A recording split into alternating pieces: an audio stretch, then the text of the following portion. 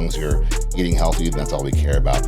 We're more going after, Taco Bell, McDonald's. I mean, we eat there because sometimes $10 never gone so far, right? So we're trying to say, hey, for that same amount of money, we can fill you up and you don't feel that, that sodium the next day. You don't feel that, trans fats, all the stuff it comes with, right? So that's more who we're looking to compete with, the Chipotle's, places like that, where it's healthy, but really it's not.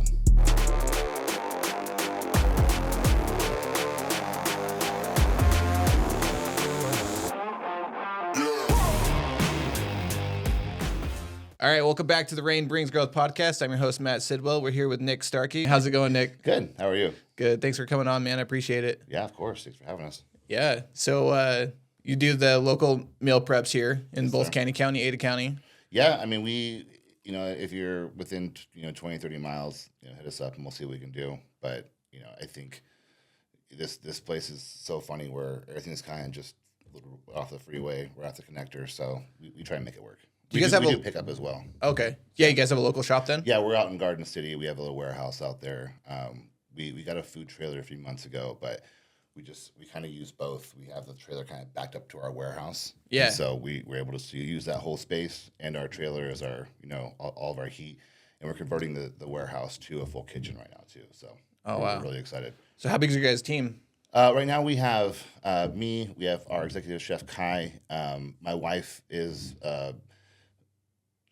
kind of my executive assistant, but really she handles all the client stuff, invoices, orders, things like that. And then we have Kalista, who's our sous chef, and she really just helps out with really everything in the kitchen, but also plating, which if you're a customer of ours, you've seen it really increase lately.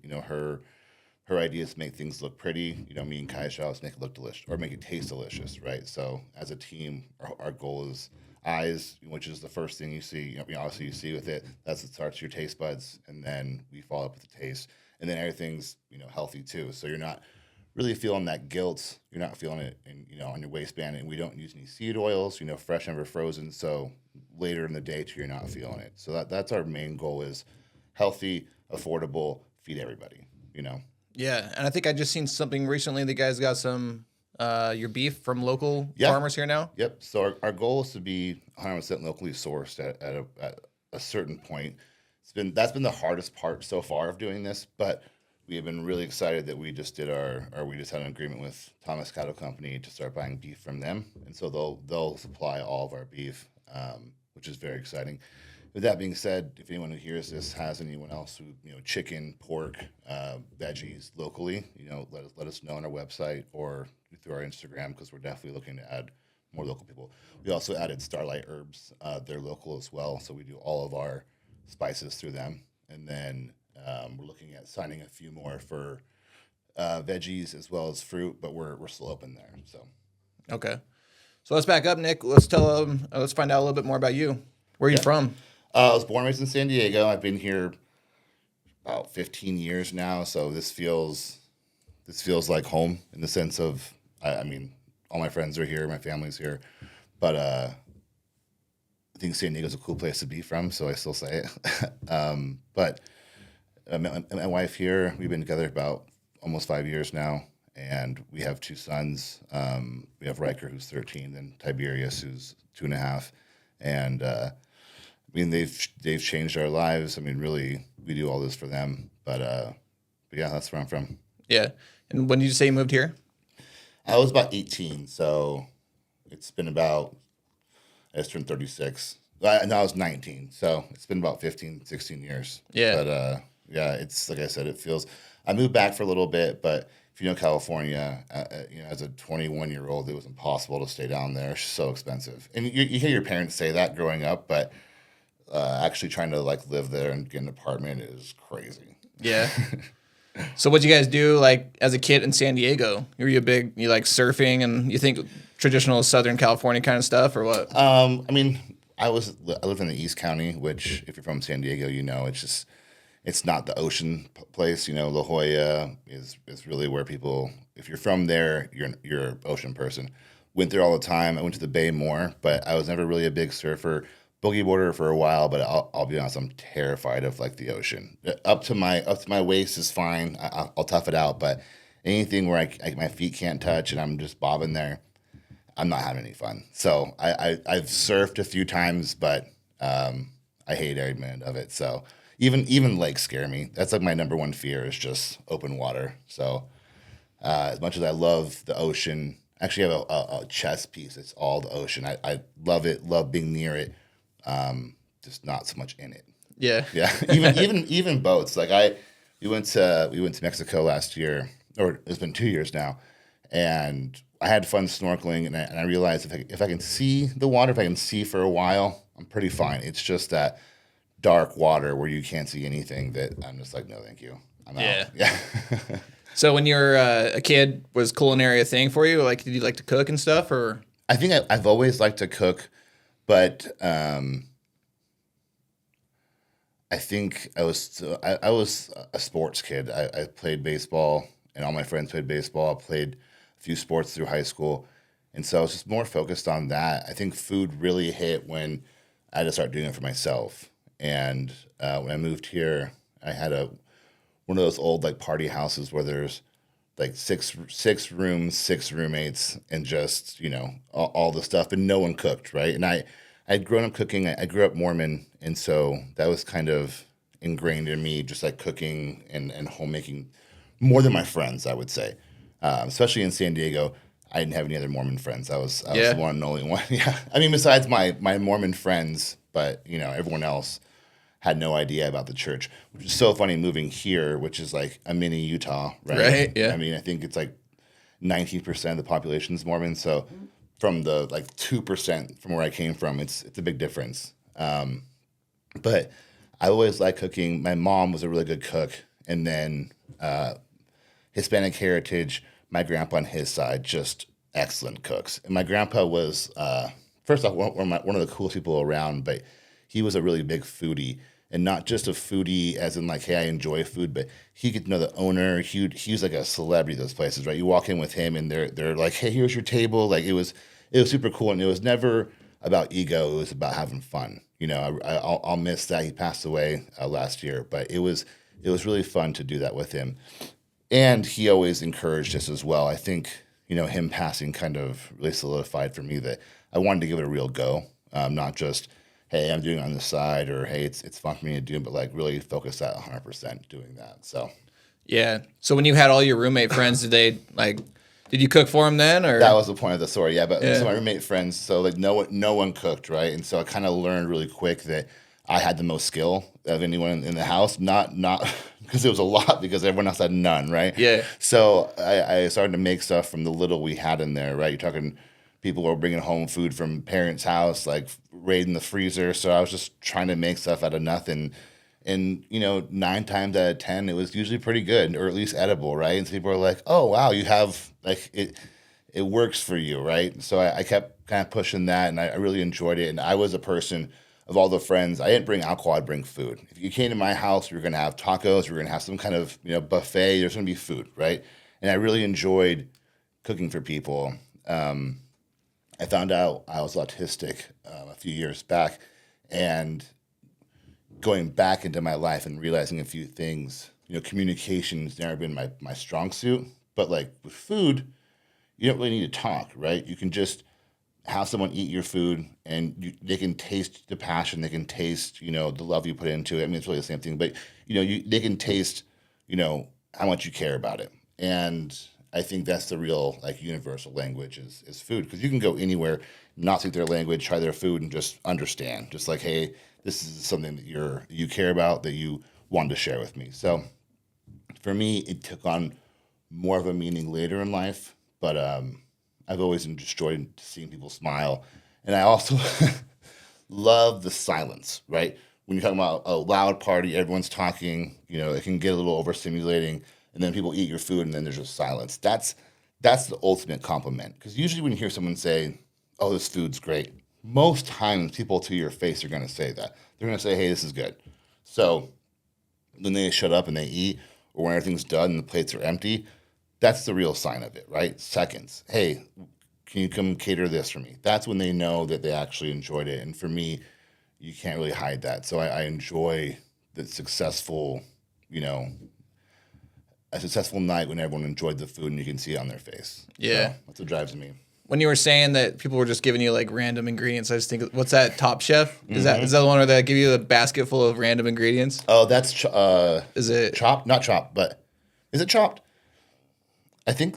something like that? But yeah, Yeah. it's where they give you like the random ingredients. You got to make something I of would, it. I would love to do that. Not in that setting because, like I said, I'm a home chef. I'm self-taught. My team is not, and that's why I hired that way because I'm not the smartest person in the room, and I think that's says something about myself. I'd rather have people in the room that can help me elevate my cooking more than hey, I'm the best one here. Because if that's the case, then we're in trouble. I'm great with food. I think really protein is what speaks to me. I really enjoy cooking with beef, chicken on the grill. That's where I really enjoy it. But I think I can really understand people's palates just by understanding what I enjoy. I think that's been really easy for me is what I enjoy, people seem to enjoy as well. So if I just cook what I like, it usually works out. Because I like a lot of good food. So Did you do a lot of barbecuing with your grandpa then? Is that kind of where you yeah, no, came from? I kind of jumped him pretty quick in regards to skill. So I always remember growing up and he had the coolest garden out back. He would have fresh tomatoes, fresh jalapenos, everything. So I think just having things fresh out of the garden just really was the best part about it. But as we got older, I cooked for him, which I think was the best part because he had a lot of friends and he'd bring them over and say, will you cook? And so I would grill for him a lot and he really enjoyed that. So I think for me, that was the best. But also what was fun is I brought him up here one time and we went to a few food places and I had kind of built the same rapport with those owners, right? I went to the sushi place. The owner, we've been going there for a long time. We had a really good rapport. And I think my grandpa kind of seeing that was like, okay, like he followed my footsteps there because I enjoy going in and feeling like they know that I enjoy their food. It's going to be fun, always tip well and just, make sure that they know you did a good job too. I think a lot of people, especially in sushi, I think it's underappreciated what they're doing. So my wife has also worked in the industry. My first job was at Chili's as a busboy. And so I always kind of clean my plates up before I go.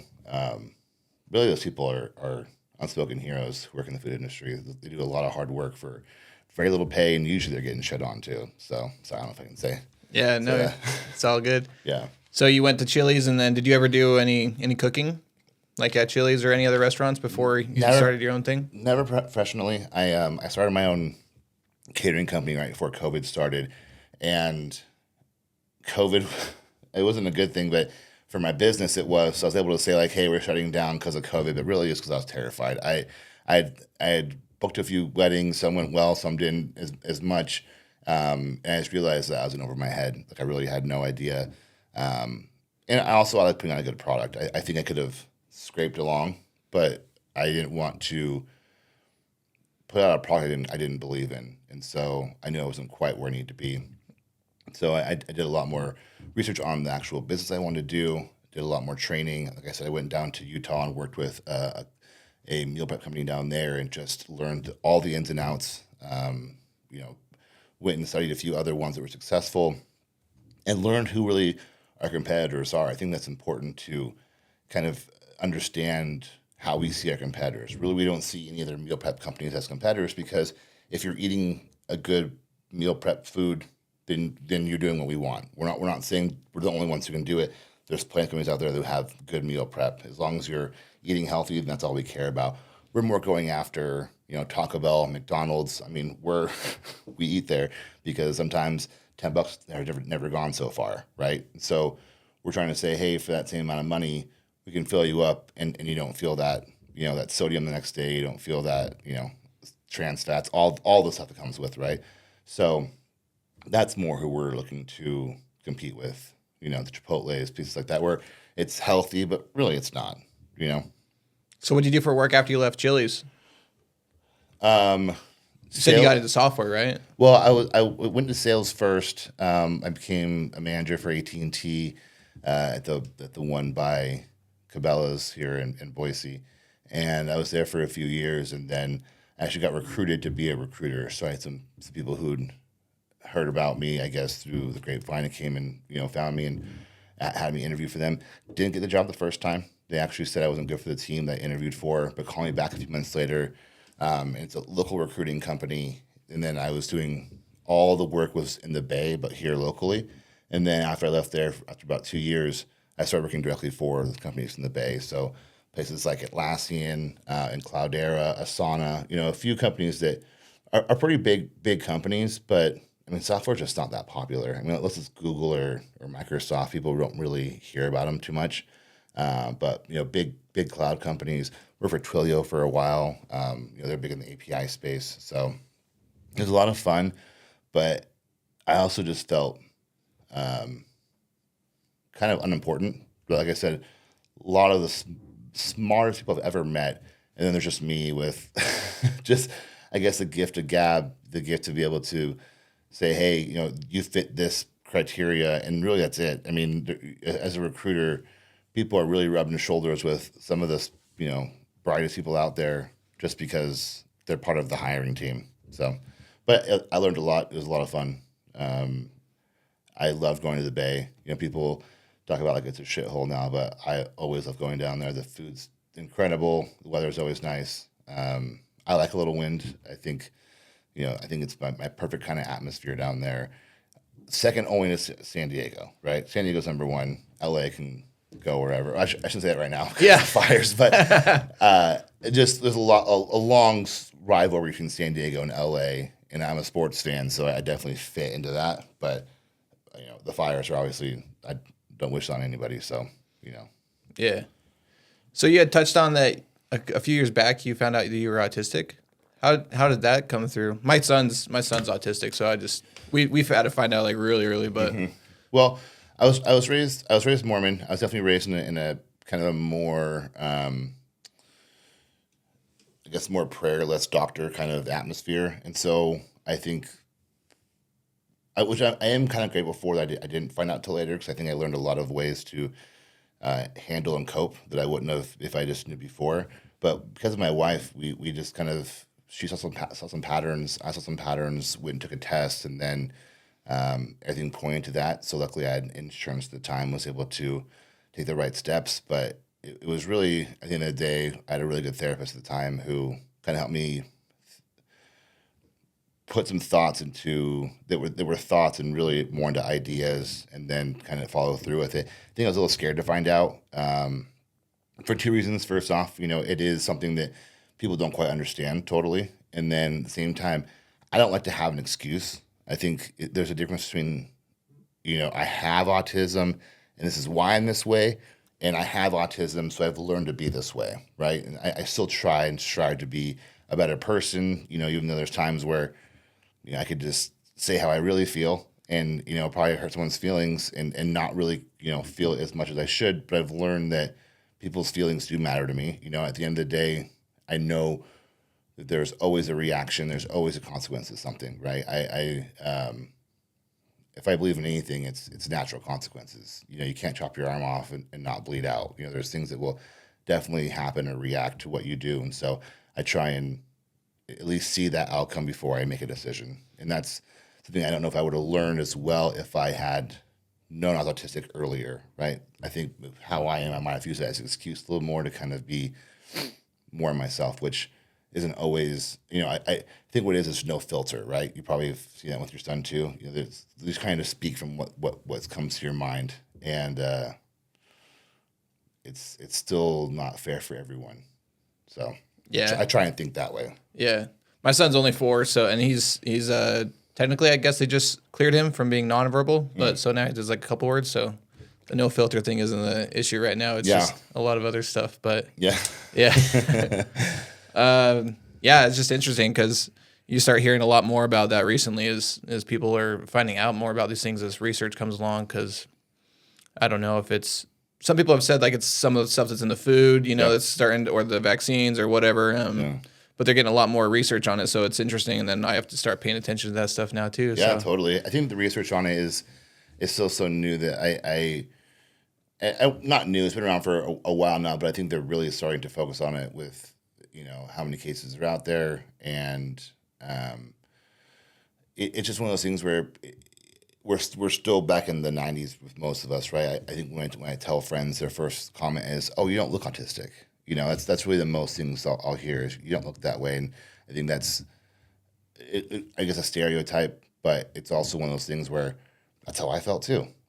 I'm learning myself that there's really anybody can have it. It's not something that just shows right away. And it's also not debilitating. I mean, it's something that you could learn to live with. I mean, obviously, there's a spectrum, right? So, Yeah. I'm obviously over here where I'm, fully self-sufficient, but at the same time, I don't look at it as, I guess, a disease, which I think in the past is kind of more the stigma behind it. Yeah.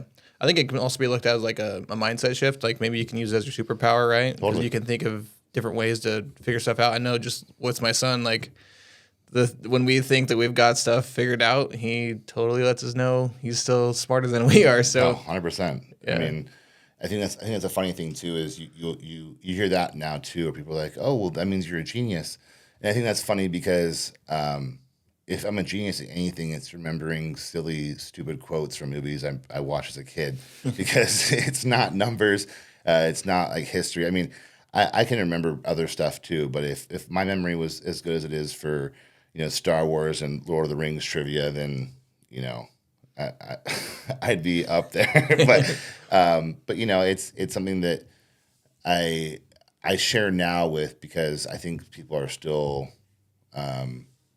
nervous to talk about it, nervous to say they have it, or nervous to go get checked. And for me, it was freeing at the end of the day. For my wife, it was too. For my family, we told my oldest son, my youngest son won't understand. He's only 2.5, but obviously we'll share that with him when he's old enough. But there's stigmas out there, but really it hasn't really affected me. I think people have it much worse off than I do. Like I said, for me, it was just I was able to be myself more and not hate certain parts about myself. That whenever something would happen and you react a certain way, I can get triggered by noise pretty easy. As a man, you feel like, oh man, how can that throw me off? But when you understand, everyone deals with stuff. It's just how it is. It's not about masculinity. It's about understanding yourself. Yeah. Yeah, that's cool. At least that you can, take that responsibility on and go get checked and like move on, right? At least and that's pretty cool. So you said you got a 13-year-old, so you were what, 23 when you had your first kid? I think he'll be 14 next month, but I think I was just turned 22. But Okay. yeah, it's kind of crazy. It didn't feel that young at the time, until we had him. Like when we were pregnant, it's like, oh yeah, I have a job. We got this, and then we had it, and I was like, oh, we're 2 kids with a kid right now, Yeah. And it's kind of crazy that happens. And I always empathize with parents, no matter how old they are, because there's just certain times where you look at the baby and you're like, I have to sign a waiver for this. I didn't have to go to like school. Like they just Right? let me have one. Yeah. So I think that's kind of funny. But we love our kids, and we try and find that balance between not trying to be our parents, but also realizing that our parents are trying their best as much as we are. So it's just trying to break the cycle, but also put good people out there. That's kind of your responsibility as a parent. If it's anything, is to at least try your hardest to put a good human out there, because at one point they're going to be out there. Yeah. So Yeah, I had my kid when I was 22 as well, my first one. Yeah. And it's hard too, because you're like learning at the same time that they're learning, and Totally. you don't have anything to judge it against, right? Like your second kid, you're like, okay, well, I've done this a little bit before, but yeah. yeah. That's funny too, because our second kid. Well, I got lucky. My first son is an angel. Oh, the seconds are the worst. Second, we love him to death. He is so sweet, but he's a monster. And like I always, whenever I see a high space, I just look at him. I'm like, don't jump off that. Like don't do what I think you're gonna do. And he just he's crazy. My son, my oldest, Riker, he's more like me, where he doesn't really have to get messy. He doesn't really take risks that aren't necessary. Like I'm out there snowboarding. I'm not trying to break my freaking clavicle for nothing. Like, Oh, dude, yeah, I got it. yeah, that's what I'm saying. I'm Snowboarding. not. I don't want to. I'm just not trying to get hurt, right, for no reason. I'm married. I'm not trying to show off to anybody.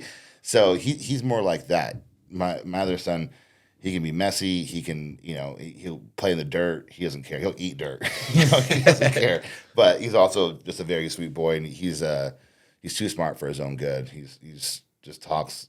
He talks away, and he's definitely. I haven't heard the 13-year-old say a curse word. Maybe once or twice on accident, like in video games. We're both gamers, and that's kind of where we connect is on video games. But the youngest one, if you say something you're not supposed to, oh man, you're gonna hear it all day from him. And he says phrases too. So there's been a few times where I've gotten upset and said something out loud, and then I hear it behind me with him just chirping it, and I'm like, oh no.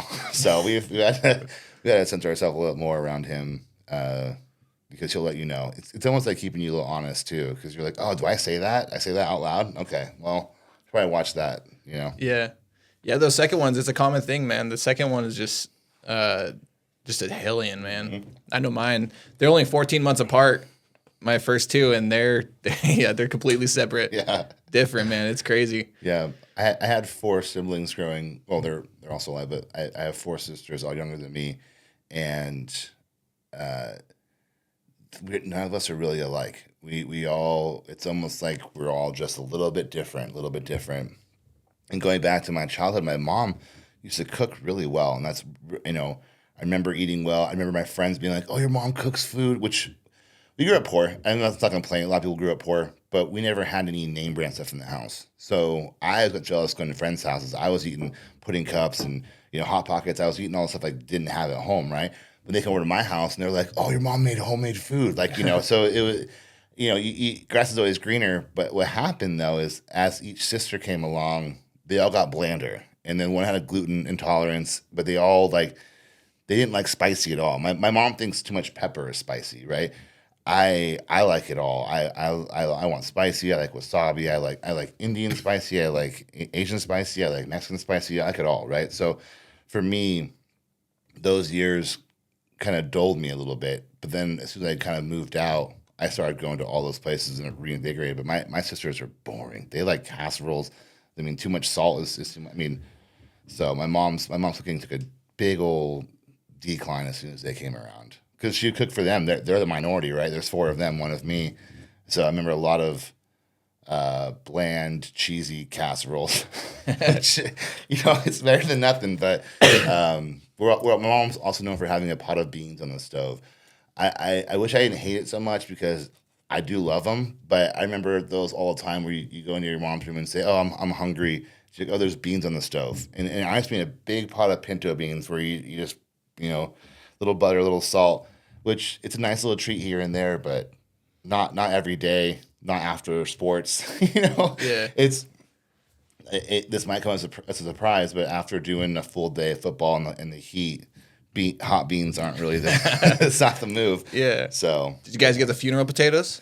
Not until we moved to here. That wasn't That's as much down there. There was casseroles for sure. I'm from Utah, so that's I figured that was a... Yeah, and we have family there, so I definitely had it before, but it didn't really make it down there. Mexican food really reigns supreme in San Diego. If you don't, I mean, when I'm down there, it's the only time that I don't worry about cooking at all. Because I'll go to any taco shop and grab a California burrito, and I'm good. And I've had them for literally every meal before. I have no shame. If I lived down there, I probably wouldn't have this business because it's not motivating. There's just so much good food down there. Yeah. Which up here there is too, but I think with how much growth is happening here, there's always room for a little bit more. What do you think is the best Mexican restaurant here in the Valley? Oh, it changes a lot, but we just went to this place off of Chinden called Barrigas. It's Barrigas, I think, but it's off of Chinden, right across from. I think it's like around 36 in Chinden, and we just went there the other day, and it was excellent. And then we went to a place called Super Bronco downtown the other place is a sit down restaurant, excellent, and the reviews were great. It's like a 4.8, and the chips and salsa were excellent, and you can always tell when those are good that it's going to be a good night. So those right off the bat were great. Service was great. But Super Bronco, if you just want more like San Diego style Mexican food, that place is great. It's crazy because the owner Valentine, I spoke with him, and I think he actually knew my grandpa in San Diego. Oh, So really? yeah, because that's where he's from, is San Diego, Yeah. and it sounds like we have family in common. So, which is pretty cool. But they have great burritos there. Yeah. I'm always looking for better places to go, man. I'm pretty bland. Like, Yeah, we're going to Texas Roadhouse tonight, or Red Robin, or something, like something that's close. And, totally. yeah. Yeah. But I'm like, I always want to try something new because get the same thing over and over again. Yeah. Yeah. Well, we'll bring you a nice little like 5-pack of some of our food and some juices too, because we do a full range of food as well as cold pressed juices, protein shakes, really anything that's good for you. We're working on our own line of protein desserts as well. So Oh, that's awesome, man. Yeah. Yeah, I do fitness coaching, so yeah, that'd be cool. yeah, absolutely. It's been a lot of fun too, because we have a lot of people who are on the fitness side, but a lot of people who are just busy. I think that's the main thing too. Is we have nice hearty meals too. So we do about 4.5 ounces of protein, which is about 1.5 ounces more than most of our competition. And that's what we do our macros for. I think with how we do it, you're getting usually about 35 to 40 grams of protein per meal, right around 350 to 500 calories, and then carbs and fat range. But we do a lot of chicken. We do we have at least one chicken, one pork, one steak, one ground beef, and then we have different sauces. Like a popular one right now is our Korean beef, which came from our sous chef Kalista. And then we have a Tuscan chicken that people really like too. I do an adobo shredded beef taco bowl that people love. So we really go based on what our customers like. What we did in the beginning was a new menu every week, which I think in the beginning you think, great, it's a lot of variety. But then you talk to your customers and they say, that's cool, but there was a menu item last week that I didn't get to try. And we took it off because we only saw 3 orders, right? Well, maybe it was only 3 orders because that's not what they wanted to try first, right? So people are saying, hey, I didn't get to try that. Why is it coming back? Oh, we didn't think you liked it because no one really ordered it. So now what we're doing is same menu for a month, then we'll change it. People can try the whole thing out, and we do a lot more extensive menu now. So instead of it being 6 to 10 items, it's closer to 25 items, but we'll have it all month. We'll keep some on that are popular. Next week we'll change the other ones too.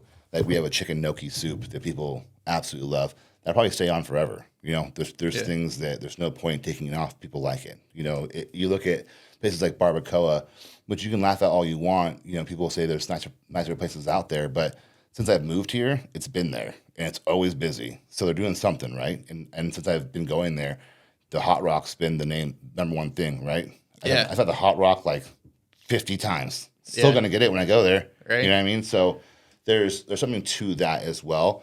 But but when they have the Hot Rocks with the prawn, I get the prawn. There's fun things that you can still do and add. As we work closer with Thomas Cattle Company, our new beef vendor, they'll have specials where they can say, hey, this is a meat we're gonna be pushing this month. Great. Well, maybe I'll create a dish for that. That's, I think, where I am the best in the kitchen, is kind of being able to create something in my head and knowing how it's going to taste. So I think that's probably where my superpower comes in, is just by smell. I'm like, this is on. And I always try my food, obviously, but it's never off. It's never, I never smell and go, it's gonna be good. And then I try it, I'm like, oh no, like it's always what it smells like it's going to be. So I've learned to kind of cook by smell and cook by what I think is going to be good. And as we grow, our goal is to tighten up one end where we have all your macro meals, but you also have your gourmet side too. We do a steak chimichurri. We do a creamy Dijon pork. So there's a lot of things that are on the higher end. At the same time, we're not breaking the $20 line. That's where we stay under $20 because for one meal, I mean, come on, who can afford $20 a meal? Yeah. For every meal, it's impossible. Right. I mean, some people can, but Yeah. we're trying to feed everybody. Yeah. Yeah. So when you guys decided to leave your other job and wanted to do this full time, like, how was that transition? I mean, that's got to be, a steady paycheck to go into doing your own thing. That's got to always be scary, huh? Yeah, it was rough because I had just kind of joined something that I was kind of sure about. It was an up and coming company. Their main investors were like Microsoft and Salesforce. So, I mean, those are huge names. I mean, everyone's heard of Salesforce and Microsoft. There's stadiums, that are built with their names on them. So we were really excited. They gave me a good, yearly. They gave me equity, everything. Right. I didn't have. I had one boss and then the CEO. Right. Like I was feeling good about where I was. Unfortunately, when those banks went down, SVB and everything else, they did a layoff. I was part of it. Got a nice severance. We were good for a few months, but it just took it out of me. It took the wind out of my sails. I could have gone and looked for other jobs, but I just didn't have it in me anymore to. Because what had happened is it felt like our leadership had really just kind of pulled the rug. Because you know when that's kind of coming. You know when funding is going away. You know when that's happening. We were still actively hiring at that time.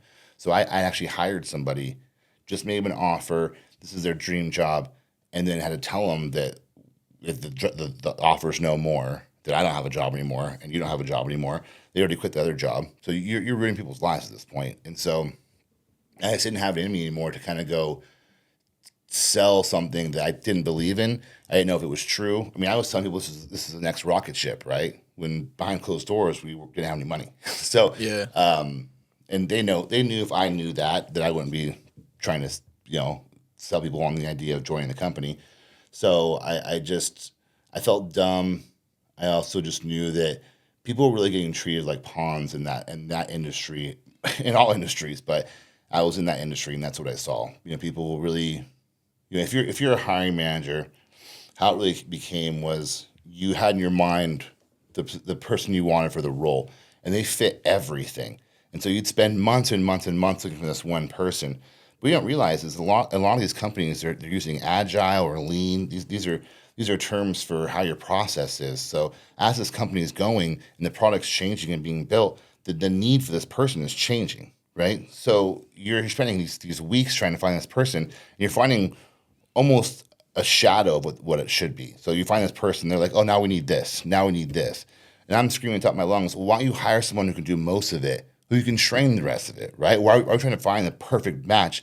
It's like you'll have a software like Scala or Python that's only been out for, Python's been out for a long time, but there's one called Ruby. Remember when Ruby came out?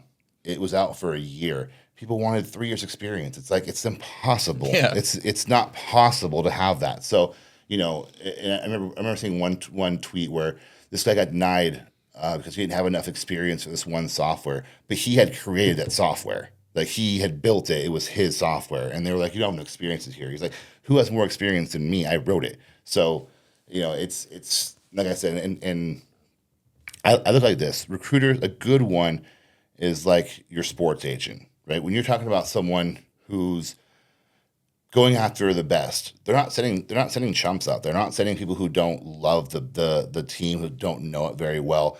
That's really what a recruiter should be, like an ambassador. Like, hey, this is what's good about it. But no one's ever like, oh man, the sports agent who got LeBron James is really the hero, right? Because he did one job, and it was easy. Now LeBron's doing the rest of it. In recruiting, it's the same thing. They don't realize that they're doing one small part. Have some humility. The rest of it's on them to be good at the job, to do the rest of it. So I'm very glad I'm out of it. I don't look back at it at all, and I'll never go back. I mean, say that now, but it's not for me. So when you got your severance package and that downtime, you just something switched and you're like, I want to go back into the culinary side of it then? Well, I think I was looking at what was more important at the time. I liked working from home because I felt like I got more time with my family. But it didn't feel that way. It felt like I was working to 8 every night because my office was there. My office was literally in my house, so I could just go in there and work whenever. So I felt like I was getting less time. I couldn't really disconnect because it's always there. You can always answer an email. I mean, that's the thing about the Bay too, is they're always working. It's they're you're getting. I don't know how many times I woke up in the middle of the night and just saw an email and I'd respond to it, and now I'm awake. Now I'm like, okay, well, I should just go respond to this, and now I'm up at 4, and I'm just, it's not a good life for someone who wants to be with their family. And so for this, my kids come to the warehouse when we cook. We have an office there. They're in there watching YouTube, playing video games. I can go in there and say hi to them. And when I go home, I'm done. And I really feel that, and I feel like I put a lot more into it. And then if you can sleep at night, I feel like you put that work in. That's how I feel.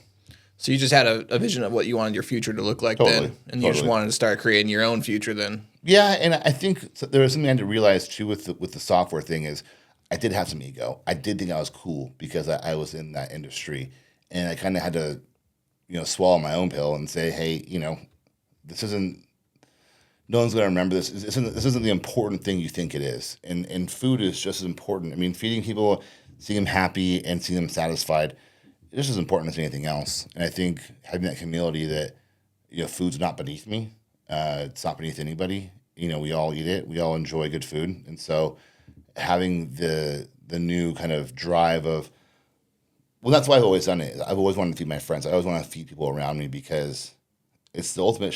It's the ultimate show of love. I think is here's something I made for you, enjoy it. So for me, it was if I do this right and I don't take advantage of anybody, and I do put out a good product, then I can do this. And I had people who believed in me, people who would say, "Hey, I would order from you. Let's let me know when." I said I did some research, talked to an investor, and just try and do it right from the beginning. Hire the right people, pay them well, have fun. We're very non-serious in our kitchen. I don't. There's no barking orders. It's if they're not having fun, I'm not having fun. People are gonna tell. You're not a Gordon Ramsay? No. And if you hear him too, he's even said he regrets being as mean as he was. And the thing too is Gordon Ramsay one of the best. I'm not even in the same ballpark as him. So Yeah. some people have the attitude they are Gordon Ramsay, and you're not. And some people have that, I guess, ability. Michael Jordan's pretty intense, but he's also one of the greatest athletes of all time. Same time, if I ever get to that point where people look at me as a great, I want to be known as a great and a good guy. I don't ever want to be someone where it's like, oh yeah, he was kind of a dick, but he was awesome. Right? You can have both. You can be both. Yeah. I look at, a lot of people we look at as celebrities or whatever, and I think we hold people on too high a pedestal. Everyone's just a human, but at the same time, there's people out there who are actively trying to be good people, and I think that deserves a little more praise. Not praise, because then people do it for that reason, but just there are people out there who are trying, and that's who I strive to be. Someone who's just trying. Yeah. Yeah. What was like some of the adversities that you had to go through on building your own business? Yeah, I mean, there's so many, but it's so funny because you talk to other owners and it's the same thing everyone else went through. Weeks are up, weeks are down. When we first started, we're going to go to a commissary kitchen, and we kind of built the idea around, okay, we're going to be here. And a week before we started, they let us know they were shutting down, and so that kind of sent the whole beginning of our business into a spiral because we had already started taking orders. We were ready to go. Like they had everything we needed. They had all the equipment, so we hadn't been buying certain stuff because we were counting on this. So it already started. We'd already hired people, so it was just kind of like, hey, here we go. And then we ended up talking to our investor because we went from kitchen to kitchen and nothing was working out for our time. One kitchen we started thinking that we'd had the kitchen to ourselves, and there was two other teams working there at the same time, and it was chaotic, and they were pissed because they didn't know we were there. We felt bad because we were kind of messing with there, but we had to do our own stuff too. So we ended up buying our own food trailer, and that was a great move for us because we could do whatever we want in there. It's a full kitchen, and with our warehouse now, we have plenty of space to do our food packaging, store everything, and we have pickup there as well. But I mean, there's been so many things, but our customers enjoy our food. They constantly tell us that they're excited about what they're getting, and that keeps you going. When I first started this, that it was just constantly the fear of, is this right? Are we doing the right thing? Is the food good enough? I would stay up all night, and I would wake my wife up and be like, was that enough food? And we're weighing it, right? So we know, but visually I'm just like, it doesn't seem like enough. But when you're talking about macros, it's important to stick to the weight you're doing. 4.5 ounces is the protein we're talking about, it's the carbs we're talking about, it's the calories. So, but at the same time, I'm nervous about it all the time. And even getting it's great, my mind goes, well, hope it's great next week too. But that kind of drives me to keep pushing. Our food gets better as we go. And as long as we have that mentality, I think we're gonna be fine. It's usually the businesses where you can kind of taste the quality go down, where you're like, oh man, they're losing that drive. Um, we have plenty of drive right now. Yeah. Yeah. Did you guys just start in the trailer then? And then once you got too much business, you decided you had to get a bigger place for the warehouse? Yeah, but as we build the kitchen in the warehouse, we still use a trailer. So we actually have this big like RV door in the warehouse, and the trailer's backed up to it. So when we do our cooking, we just pop the trailer open. We do everything in the trailer, and we just bring it out to the warehouse. It has all of our fridges in there and everything, and we just do all the rest of it in there. So it's been really nice because the trailer's nice, but we're doing 200 plus meals every like cooking day, which is a lot of meals to do in the trailer. So without it, I don't know what we do because we do like I said, all our cooking in the trailer, and then we do all of it out here. Before we kind of do it in phases, and it just wasn't cost efficient. It wasn't time efficient. So this has been great for us because now we can kind of grow to a bigger number without seeing a drop or having to add another cooking day, things like that. So it's been nice. How do you guys get your distribution to everybody? You just on Instagram, like, Yeah. So right now our website is up, but there isn't any way to order from it. So we're doing all our orders through Instagram. What happened is we tried 2 different softwares that were kind of like an all-in-one package, but we were finding that there was always something missing. And for the price that we were paying, we just couldn't. It didn't make any sense. So we talked to one of our investors partners who showed us a new website called Go for Clothes. So we're doing all our stuff through that now. It's taking a lot longer, but we believe it'll be a much better product for our customers, a lot easier to use. People want to do. They want to have the option to have subscriptions. They want to have the options to say I want this same meal every time, or I want to change it up. They want ease of use. They want reminders too, which is so funny because we always feel bad sending reminders out because it feels like we're like, hey, pay us, but people are like, no, let me know, I forget. And so having something automated where it's less like, hey, here's us again. And more just like, hey, here's your friendly reminder to go on there and order. Yeah, well, that makes sense because most people that want to meal prep are so busy. 100%. So they will forget, right? 100%. And that's who we're going after too, is people who are busy. If you're just doing it for flavor, there's places out there who are going to beat us. We're trying to feed you healthy, good food. But if you're looking at, hey, I want to go out to eat tonight, we're not the competitor there. We're not a sit down place where somewhere where you can open it up and say, this is fresh ingredients. This was a healthy sauce, because you talk about some of these meals out there where it's a lot of fat in the sauce. A lot of fat in the sauce, right? So our sauces are all very light, or they're cooked into it. We do a Korean beef where it's low sodium soy sauce, a little bit of sesame oil, and you're talking about just basic, easy to digest ingredients. We do our honey Dijon. And we do, I think it's a 1/8 teaspoon of cream, and that's it. Yeah, that's the most fat you're going to get in that meal. It's a lean pork loin. We do rice and veggies for most of our sides, which we try and do a good range of meals that have everything kind of in it, like our Tuscan chicken is on a bed of spinach, but all the veggies are in the sauce, right? You have your tomatoes, your spinach, you have your onions, garlic, are all in the sauce. So we don't need to add more veggies to that as well. Then you have like your macro meals, what we call them. So you have your grilled chicken, your grilled steak. Those will have your veggies with them, because that's your full complete meal. But we also want to add some things down the line there, a little more flavor, a little less. Some people who meal prep aren't necessarily always watching macros, and that's what we're realizing too. Is there's busy moms out there who are saying, yeah, I want to be healthier, but I don't need to see lean ground beef and just rice. They want something more. That's why we've had things like our honey glazed salmon. We're going to be adding, an Alfredo. We're going to be adding. So there's a lot more. We have a bolognese. We're going to be adding. A white chicken chili. I mean, there's a bunch, but the excitement for us is we're creating these items. We know they're tasty, and we just get excited to see people's feedback. Have you guys approached gyms around the area? We've been kind of a product of our own success in the sense of our growth has kept us from kind of growing more. So each time we think we're done growing, we'll have a week where we have 50 meals more than we usually do. So right now, we had to open another day for delivery because the one day is too full now. So we have Thursday now as well. But for gyms, what we're gonna probably do is their own full day. So as we go out and start to talk to gyms, we're gonna have to have them on their own cook day, their own delivery day.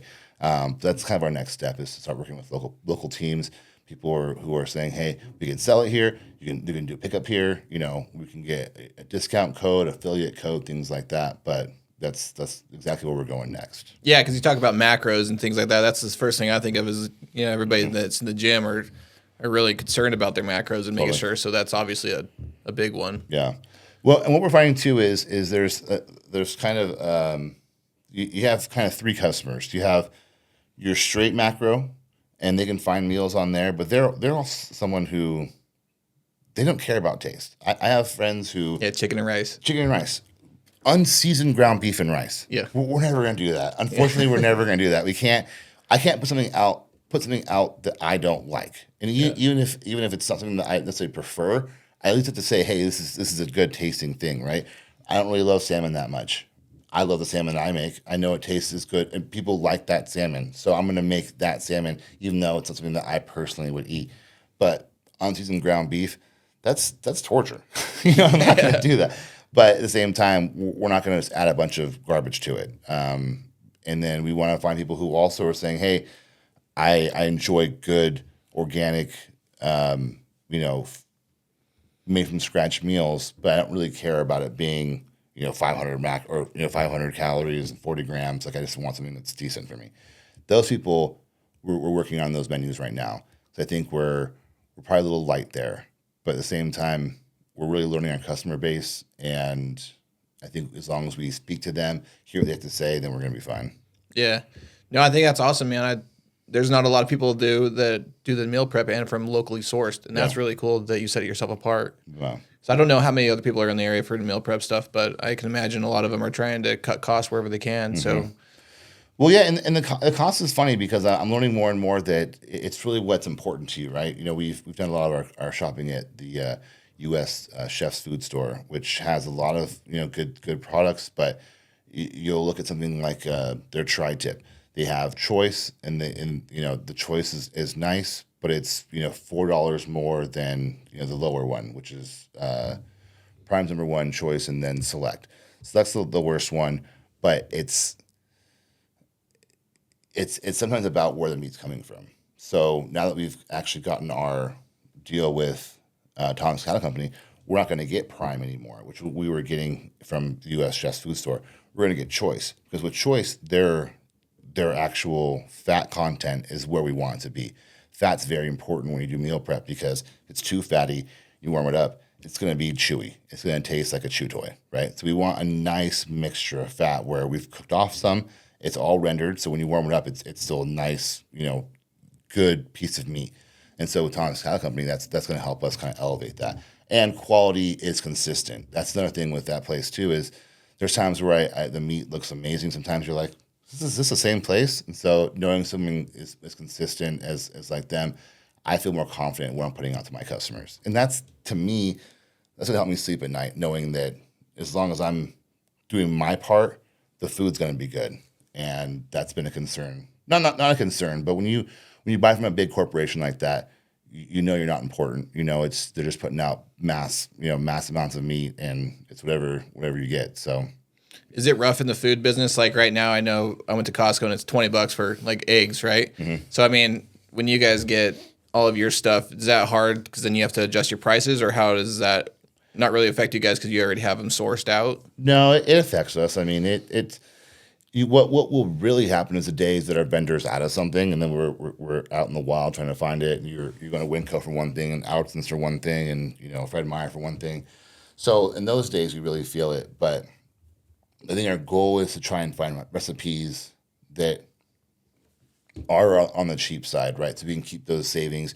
And our goal is to stay right around that, $8 to $16 range, right? Yeah, 16 is full steak, chimichurri, a great meal that's worth that money, and the cost is there. So we don't really do things where it's like, oh, just because it's beef, it's more. We have higher cuts of meat that are higher. We have shredded beef. It's just a roast. That's only $11. Even though it's steak, it's a roast. It's a cheaper piece of meat. So we're not going to say all steak is $16. Sure. The price is obvious for what the meat is. But there's also recipes out there that are a lot better and a lot cheaper to make that we can start to work on. One is our white chicken chili we're going to make. Beans are still cheap, right? Chicken's still cheaper. There's your chicken broth is still decent. And if it costs me this much to make this whole thing and I can sell this many, then the cost is going to show that and the price is going to show that, because for us it makes more sense to be honest there, for people to say, hey, this was worth the money, and then keep coming back than us just selling one big week. Oh, for sure, yeah. Because we love consistent business. A lot of our people have been with us at the beginning, and for us, that's like the big win. When you own your own business, you don't get a lot of like pats on the back, right? There's no one above you saying, hey, great job. But I think that to me is my great job, is someone who's been with us for 3-4 months and they are always excited, post about us. That's the win. Yeah. So what all do you guys offer? You said you have like a protein drinks and desserts and stuff. So we have our full menu, and you can go to lastbitemeals.com, and our full menu is on there. But we do our macro meals, which are we do most of our proteins grilled. If it's not, it'll say that. But we do a grilled chicken, a grilled steak. We do grilled salmon, grilled shrimp, and that's all with the jasmine rice and your veggies. And those are straight to the point, very macro friendly. Then you have your macro plus meals, which are like your Korean beef, your Colorado green chili burger meal. We have our Tuscan meal. So these are meals that are still very macro friendly, but have sauce. You're talking about a lot more flavor. Then we have our gourmet meals, which still healthy, still made from scratch, but we're going for flavor. We're going for like, hey, that was freaking good. Which is like our Alfredos, which is like our chimichurri, our honey glazed salmon, and then we do our adobo shredded beef bowl, which has been really popular. That one's fun too, because that one's probably the one that's most deceiving, because it's super lean. We use little orange juice, a little chicken broth, and just mostly seasonings, and it just tastes like it was just deep, not deep fried, but just marinated in some of the, I guess, more unhealthy stuff. So I'm really happy with that one, and that's kind of the goal is for your taste buds to say, oh, this is probably not good for me, but your stomach to say, hey, this is great. Yeah. And what else do you guys have then? Do you have breakfast? We do breakfast. So we do breakfast bowls. We do overnight oats as well. So those change up. We have this month we have peanut butter and jelly and cinnamon roll overnights, and those are delicious, and those are fun too, because those are on our breakfast menu. The studies are showing now that at night they're a really good snack. So if you have a sweet tooth like I do, they're not only a good snack, but they'll help you sleep as well, or get better sleep. I don't know, my wife's the one who researched that one. But then we do cold pressed juices too. So we have our power greens, which is your spinach, your celery, green apples, cucumber, all the good green stuff. ABC, which is apples, beets, and carrots, and then our sunshine squeeze, which is orange juice, or freshly squeezed oranges, carrots, ginger, and lemon. And so all very healthy, all great thing to wake up to. You can drink them whenever you want to. And then we do our protein shakes too, which we have right now. We have our strawberry banana and our chocolate peanut butter banana, and those are delicious. But we're going to be selling those at S2 Pickleball. So they're off of Federal Way in the old Fred Meyer, and they have this big old pickleball court there. So they're going to be selling our juices and probably some snacks as well. We're going to do some wraps, things that are kind of grab and go. Because right now, we recommend heating most of our meals, having enough fork, maybe a knife. These meals are going to be grab and go wraps, things like that, where protein filled, maybe a little higher calorie because you're after a workout, things like that. But we want to start putting those places in more places too. We have 2 more that we can't mention yet, but we're working on getting the official stuff signed so we can be in there as well. So if somebody wants to make an order, what's the process for that? You just go to our Instagram, which is Last Bite Inc., and you can DM us there. We also have our phone number on there. Our number's on our website too, as well as my email. You can DM us there, ping us, just send us your order, and we'll send you an invoice. And our website should be up this week, if not next week. Do you guys have a minimum? We don't. We just do free delivery over 75. Okay. Over 50? With all of our meal packs. Oh, with all our meal packs. So we have meal packs now. So Oh, sweet. so they have built-in discounts. You have 5, 10, 15, and 20. And you can go on there to see what they are on our website, or I'm sorry, on our Instagram to see what they are respectively. But with our meal packs, each one is free delivery. So 5 meals and up is free delivery. Those have to be in by a certain time of the week. We're trying to do it earlier. Right now it's Saturday at 2. But as we grow, and as Monday's deliveries grow, we want to have things done a little bit sooner. So we might start moving it to Friday night, but for now it's Saturday at 2. Nice. And if you wanted to order and you forgot, hit us up. We're pretty flexible right now. Yeah. We're trying to make sure people get fed. And the first time I think is always the hardest for ordering. You're kind of confused, and then once we get into a rhythm, it's really easy. And then we'll have subscriptions again where you can say, hey, I want to have these meals delivered on this date, and it's just it'll auto pay all those things, and then you can pause it, you can cancel it whenever. We don't have any kind of cancellation, no terms, no cancellation fee, no contract, anything like that. That's bullshit. Yeah, so you can just try it out, and Yeah, then you can just try it out, and if you really don't like it, let us know too, because we get a lot of feedback. It's been positive so far, but we want to hear it all. We don't, something isn't your style. We can try again. We can make sure that you're happy, but our goal is to make sure people enjoy their experience. Yeah. What's your guys' goals going forward for the rest of the year? We want to see enough growth to have our team kind of more full time. Right now they're part time, and we want to make sure as we grow, we can afford to have them full time. Right? We're not trying to put the cart before the horse here, but I think it's just to see really healthy growth, see more involvement with our community.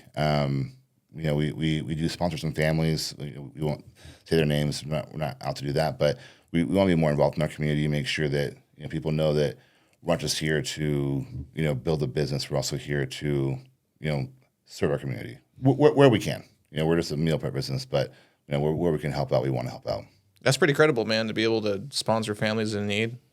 Yeah, I think it's awesome when people can give back to their community, and then I believe that whatever you need and you give back, right? If you need more customers, you give to customers, right? Yep. You need more attention, you give more attention, right? So I think that's a really cool thing that you guys are doing. I think that's why we don't complain too much about the hard times that have happened, because something always happens to get us by. We're trying to stay positive, because at the end of the day, we know we're doing something for the right reasons. We're not just out here to get famous. I mean, this is the first time I've done really any kind of photos. I don't really like to be the front of the business or the face of it. But this is a good time to come out and to just talk about it, because I really haven't. But if people are eating and they're enjoying it, then I'm happy.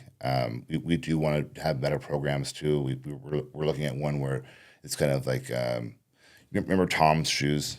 Yeah. So back in the day, it was like you buy one pair and they'd send a pair to a child in need. We're going to do something like that, where it's like you buy a meal, we sponsor a meal or whatever, or you can sponsor a family through us, things like that, where the community can get involved too. But obviously, we want to match it and make sure that things are happening fairly. You look at places like nonprofits, and it's always funny, because when you run a business, you kind of realize nonprofits are kind of funny, because it's so expensive to run a business when you have employees. That's really what a nonprofit usually becomes, is just an entity that's alive just to keep itself going, right? It's a circle of make money, pay money, make money, and we're not trying to be a nonprofit, but at the same time, if we're not giving back to the community with what we're doing, then it just feels empty. Yeah. It comes back to that purpose thing, man. Yeah. Right? Yep. You gotta have purpose in what you're doing. It's what drives you in the downtimes of why you're doing it, because things are inevitably going to be hard. Totally. And then those things are what brings you back.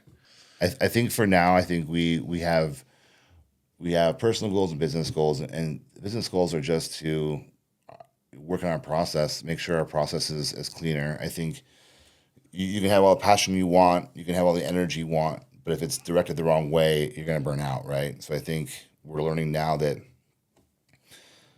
the hard work is one thing, but working smart is important too. And I think that's where we're trying to try and tighten up is, I can be at the kitchen all day, but if I'm not delegating correctly, or if I'm not doing what needs to be done first, then just wasting time.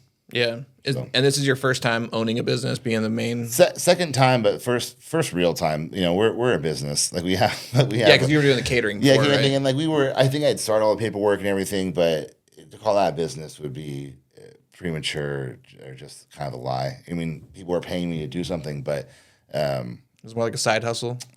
yeah, and at the same time, I think if I would ever, have the state come look at my business, it probably wasn't everywhere it needed to be, which is how a lot of food businesses start. But this time we went right. We did it right from the beginning. Made sure we were right with the state. Made sure we were right with all the places we need to be, which makes you feel a lot more real too as a business. When you have the other day, one of my employees called me or just said boss, and I didn't realize they were talking about me. And then I was driving home. I'm like, oh, they meant me. Like I'm their boss. But I don't really like the whole boss thing. I think it's kind of old school. It's kind of old school in the sense of bosses really they don't do much but say what to do. Right? I'm in there. If I'm at the kitchen, I'm cooking. I'm not there to be like, hey, is this happening or this happening? I'm cooking, and my executive chef Kai, he's really the one delegating. If I had to, I would step in, but that's not how I am. I hired my team to do a job they could do. That's what I'm going to let them do, is do their job. So Yeah, I think that's what makes the best leaders are the ones that are actually doing the work with them, not just leading by example. yeah, one of our employees that worked way too long the other day, and I just kept being like, "Are you sure you want to stay?" Like it just we had an issue, a hiccup in our vendor didn't have stuff, so our day started way late. We were shopping we shouldn't have been shopping, we should have been cooking, but they've messed up our order, and so we were kind of scrambling, and it happens, but they stayed longer than they should have, and I just asked, are you sure you want to be here? And she said, if you weren't here doing it with me, then I would absolutely be gone. But she's like, as long as whoever's telling me what to do is putting the work in too, then I have no problem doing it. And that's the kind of people I want to hire. It's not someone I can exploit. She got paid the hours, but it's people who understand that I want to put the work in with you. I want to make sure you get taken care of. I believe in ownership for everybody. As soon as my business is in the right place, the employees who are full time will all have a part of it because, that's important. People are putting the same hours in that you are. They're helping you build something. They deserve part of it. Yeah, it sounds like a good leader. I mean, because it sounds like you got your ego in check, right? From before when you said were in the software businesses, you had the big ego. But I mean, to have your ego in check, to be doing the same things that your other workers are doing, like that's the best leader that you can get. Well, I think I read a book called "Ego is the Enemy." I think that's what it's called. And the first half, maybe it was the first time I even read it. I was like, man, people are crazy. Then I read it again. I'm like, oh, it's talking about me. Like I'm that person. So we grow, and I'm only not only I'm 36. That's not only anymore. I'm getting old, but if you're not growing, you're dying. And so the ego thing is something that I always try and keep in check, because I think as soon as it starts to creep in there is when stuff goes wrong, because we're all going to make mistakes, and the sooner we realize the mistakes are going to happen, it's how we kind of deal with it and move forward.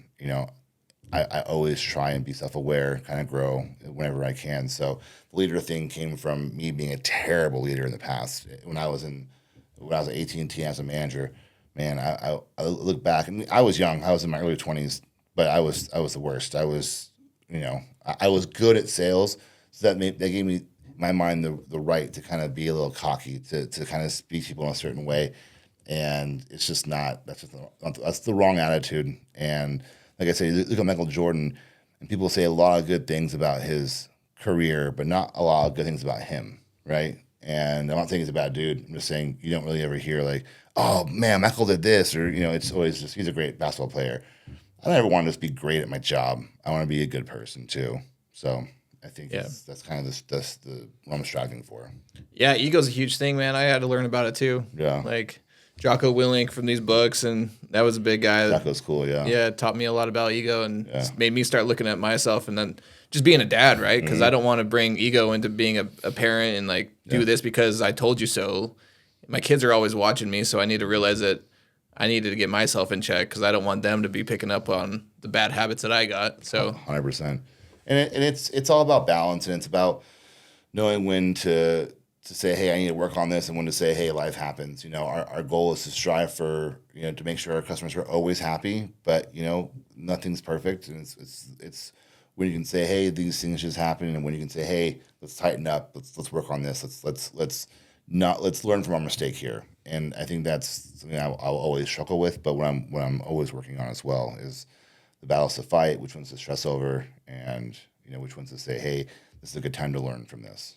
Yeah, and just accepting too that failure is a part of the success. 100%. Right? So you can't have one without the other. Yeah. So my investor actually has a podcast called The Flat Bill Investor, with his partner Zach Spencer, who owns S2 Pickleball. And Zach had a good one where he talked about, from the outside looking in, you can see a business that looks like it's running just awesome, right? But on the back side of it, it's just chaos. And that's how it feels for us. Is we have a lot of growth, a lot of great customers, but on the back end, it's still just it's just kind of holding on to the roller coaster and just being like, here we go, like let's see where this takes us. And some days you feel like you're in control, and some days you're just holding on. So that's the battle, and that's kind of what Zach talked about. Is it's never easy, but it's worth it sometimes, and that's what we're striving for, is to make it worth it, not just for us, but for everyone involved. Yeah. It's interesting hearing you talk, because you were saying how you don't like taking risk, going snowboarding and different things like that, but you're going into business, and that's the biggest risk there is. Yeah, no, but I think failing at this is, I think I can swallow that. I think failing and it's risk reward, right? 'Cause I've always said I'm not a risk taker, but people always remind me of the risks I've taken in my life. But to me, I look at the goal that I have, and it's not really about a risk. It's about, is that goal worth it? And some things just aren't worth it to me. This one is. I love to leave this to my kids. I always look at that house you grew up around, where everyone could just kind of walk into, and the parents are always cooking. Like, I want to have that, but on a bigger scale, like the whole community. I want people to know that they can walk in and grab a bite to eat. At a certain point, we want to even work on like deferred payments, where it's like, hey, you pay us on your paycheck. Don't worry about paying us now. Whatever it is, just things where we're showing that it's not just about having the best business out there, because those things come and go. I mean, look at COVID. That was like the great equalizer in the sense of businesses. You watch businesses who are staples just be like, oh shit, we didn't have 3 months saved up. And you're like, you're in every mall. How do you not, so I think it just kind of humbled all of us to realize that, things can happen that can really just put you on your ass. And it's about how you deal with that. It's about how you treat other people. When I got laid off, things got rough for a while, and you find out who's there and who's not. And it's not always about, oh man, I'm cutting them off who wasn't there, but just realizing that, some people understand, some people empathize, and they really get it, that things can get rough out there for anybody. Yeah. Yeah, man, that's awesome. I think, and going into business and having the mindset that you do, sounds like you're going to go far, man. Thanks, buddy. I appreciate that. Yeah. Well, is there anywhere that people can follow you personally? I'm not on anything right now. I have Facebook, but there's nothing fun there. And I think what we want to do at one point is have our Twitch going and our YouTube live. Everyone who works for Last Bite's a gamer, but we also want to do like live stuff in the kitchen where you can talk to us. We're gonna start doing on TikTok, but that's gonna be gone. So probably YouTube and Twitch, where we'll have live stuff there. And then you can always email me if you have ideas for the community. Please email me. You can call me as well. I'm always happy to talk about whatever we can do to help. If someone's out there who knows a family who needs to be sponsored or whatever, let us know. The one that happened for us recently wasn't even wasn't planned. We had just talked about it. We had sponsored a family in December for Christmas, and that was going to be kind of it. And then our mind was like, well, why just Christmas? Why just during that season? And we had a soon-to-be client who found out some stuff medically that was going to set them back, the whole family. And so in our mind, it was our duty to make sure that they were fed and not to worry about the funds, because when you're staring on the barrel of a couple $100,000 in medical bills, food is going to take a second backseat, and that's not fair. And no one should have to go through that. I think we're seeing that with maybe certain events that happened, that people are starting to get tired of the wealth gap, certain people not understanding that it's hard out there for people. And I think we will strive to always remember that. Who knows if we take off and the money becomes good for us, but at the same time, my goal is to always give back as much as I'm getting. Yeah. That's awesome, man. Well, I appreciate you coming out here. It's been great. Yeah, I loved it. I'm glad I was able to meet you. Yeah. It's I'm sure we'll be talking more. I can't wait to try your food. I'm excited to bring you some, and we'll maybe get you a code too for your listeners. If they want to get a code for discounts, try us out. And then this month we're doing a free juice with any meal pack. So any meal pack, you get a free juice. Try them out. We do 12 ounces, all fresh pressed. We do them in store. We're actually going to be adding quite a bit more there too, including cleanses. So like juice cleanses. So you can pick them up. We do delivery Monday and Thursday, and then pick up Monday afternoon and Thursday evening as well. Oh wow! Thanks, man. Yeah. Well, I appreciate everything. I appreciate you.